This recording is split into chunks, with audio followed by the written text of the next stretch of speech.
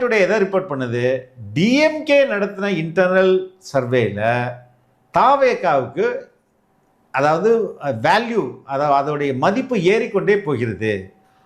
திமுக தான் முதன்மையில் இருக்குது, இருந்தாலும் தாவேகாவுடைய மதிப்பு நாளுக்கு நாள் உயர்ந்து கொண்டே போகுது அப்படின்னு அந்த சர்வே சொல்லுது.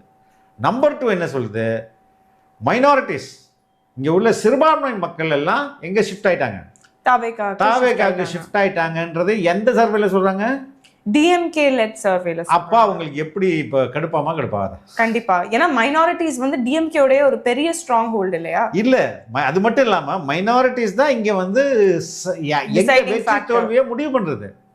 அப்போ மைனாரிட்டி கிட்டத்தட்ட 50 லட்சம் ஓட்டு இருக்காங்க தமிழ்நாட்டில். அந்த 50 லட்சம் ஓட்டு ஒரு பக்கம் ஷிஃப்ட் ஆச்சுன்னா அது வந்து சக்சஸ், ஷூரா சக்சஸ்.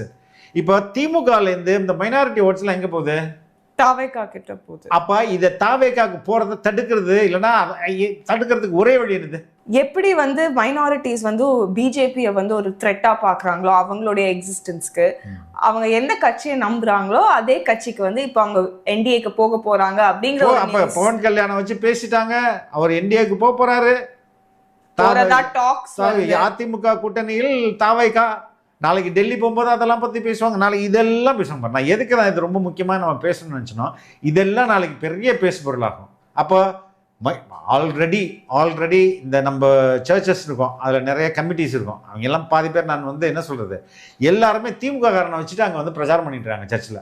நீங்கள் வந்து தாவேகாவுக்கு ஓட்டு போட்டிங்கன்னா பாஜக வந்துடும் எல்லாம் இந்த கைக்கூலிகள் இருக்காங்க, எல்லாத்துலேயும் எல்லா பதத்துலேயும் கைக்கூலிகள் வச்சுருப்பாங்க, செட் ஆஃப் பீப்புள் வச்சுருக்காங்க. டிஎம்கே வந்து எனக்கு நல்லா தெரியும், திருச்சியில் யூத் விங் மாநாட்டு நடத்திருக்காங்க, இந்த என்ன சொல்லுவாங்க நம்ம விகாரியேட் லெவலில் வந்து பசங்களை கூட்டி கான்ஃபரன்ஸ் நடத்திருக்காங்க. அதில் எல்லாம் ஆன்டி விஜய் தான், ஒவ்வொரு சர்ச்சிலையும் ஆன்டி விஜய். நீ என்னதான் பேசுறாலும் மக்கள் ப்ரோ விஜய் எனக்கு தெரியலாம். நான் வந்து எத்தனையோ ஊருக்கு போகிறேன், எத்தனையோ மக்களை சந்திக்கிறேன். அண்மையிலே தூத்துக்குடி போகும்போது ஃபுல்லாக ஷிஃப்ட்டுங்க அப்படின்றாங்க மக்கள். மைனாரிட்டிஸ் ஃபுல்லாக வந்து Christians and Muslims in large number. இப்போ இஸ்லாமிய மத தலைவர்களே இருப்பாங்கல்ல, எங்கள்கிட்ட பேசுவாங்கல்ல.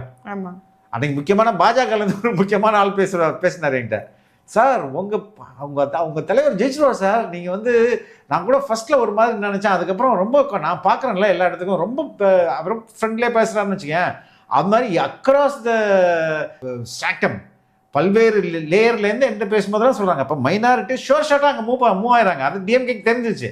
இப்போ அதை தடுப்பதற்கு இப்போ வந்து இதை உருட்டுவாங்க, அதை பல பேர் நம்புவாங்க. Some people will believe. ஏன்னா இன்னைக்கு இந்த நியூஸு டிஎம்கே பேக்ட் சேனலில் வந்துச்சா, இல்லை ஏதோ நியூட்ரல் சேனல் மாதிரி இருக்க சேனல் தானே வருது.